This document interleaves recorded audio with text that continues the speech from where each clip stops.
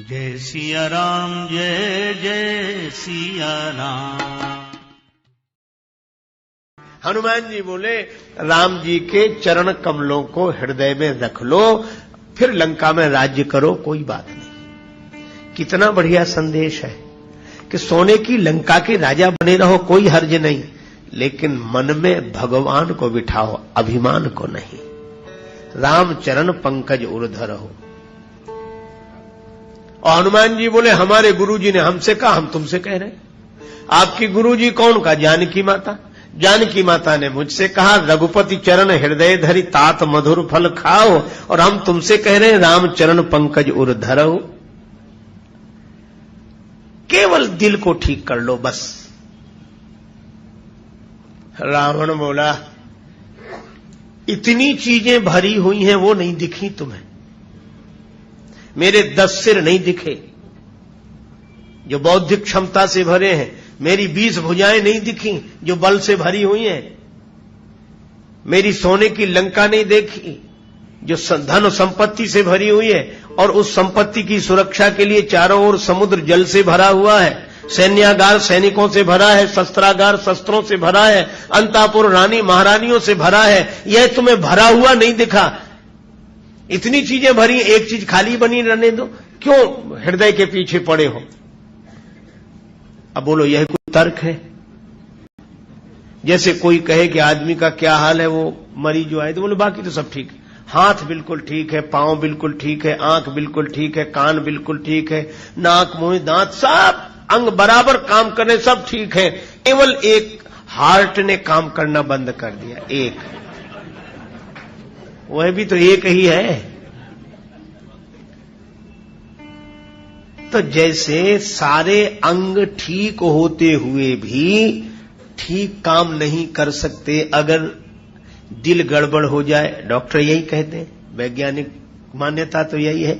मैं कहता हूं यही धार्मिक मान्यता है, यही भक्ति की मान्यता है कि आपकी आंख, आपके कान, नाक सब ठीक हो, लेकिन अगर दिल ठीक नहीं होगा तो आंख भी गलत देखेगी, कान भी गलत सुनेगा, नासिका भी गलत गंध सूंघेगी, पांव भी गलत रास्ते पर जाएंगे, क्योंकि केवल एक दिल है, वही तो ठीक नहीं है। और वह अगर ठीक हो गया तो आंख भी ठीक काम करेगी, कान भी ठीक काम करेगा। और इसीलिए जिनके मन में भगवान बस जाते हैं, वे कहते हैं जित देखो तित श्याममयी है, दिल ठीक है। विद्यावान वही है जो दिमाग पर नहीं, हृदय पर जोर देता है।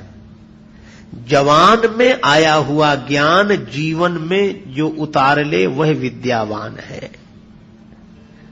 और यही कारण है हनुमान जी ने कहा कि राम जी के चरण कमलों को हृदय में रखो। रावण बोला, कैसी बात करते हो? क्यों? कहा, इतने लोग आए, किसी ने यह बात नहीं कही, तुम्ही ने क्यों कही?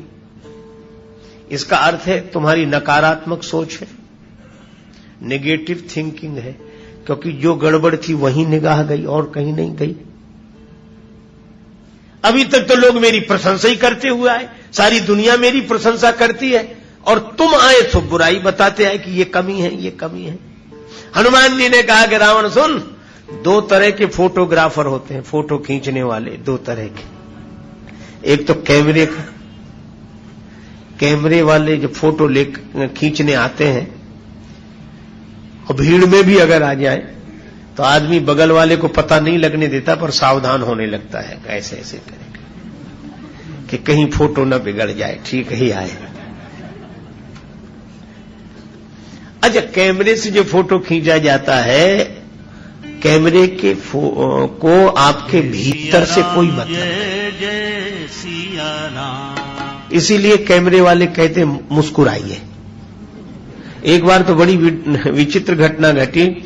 माता पिता बेटी को विदा कर रहे थे, वह अपनी ससुराल जा रही थी, उसके आंखों में आंसू थे और वो रो रहे थे बेचारे, स्वाभाविक था। उसी समय कैमरे से फोटो खींचने वाले बोले, थोड़ा मुस्कुराइए। उन्होंने कहा कि हम रो रहे हैं, हमारे साथ ऐसी विडंबना है, और आप कह रहे हो मुस्कुराइए। वो मुस्कुराना संभव नहीं है, हम दुख से भरे हैं, कैसी बात करते हो? कैमरे वाले ने कहा कि आप मन से दुखी बने रहो, वो फोटो इसमें नहीं आएगा। मन में क्या है वो आएगा ही नहीं। आप तो मुख से मुस्कुराइए, क्योंकि कैमरे को आपके भीतर की दुनिया से कोई मतलब नहीं है। पर अगर कोई रोग हो जाए तो डॉक्टर के पास जाते, डॉक्टर कहता है कुछ गड़बड़ी लगती है, आप एक काम करो, एक्सरे कराओ। एक्सरे से जब फोटो लिया जाता है तो एक्सरे को आपके बाहर से कोई मतलब नहीं है, वह भीतर देखता है कि गड़बड़ी कहां है। हनुमान जी ने कहा कि बस यही बात है, रावण प्रशंसा करने वालों को आप तुम्हारी बाहरी दुनिया दिखती है, उन्हें आपके भीतर से कोई मतलब नहीं है। लेकिन जब कोई सद्गुरु वैद्य होकर आता है और वह जब इलाज करता है तो उसे तुम्हारी बाहरी दुनिया से कोई मतलब नहीं है, वह तो भीतर की गड़बड़ी देखता है कि कहां गड़बड़ी है, उसे ठीक करो।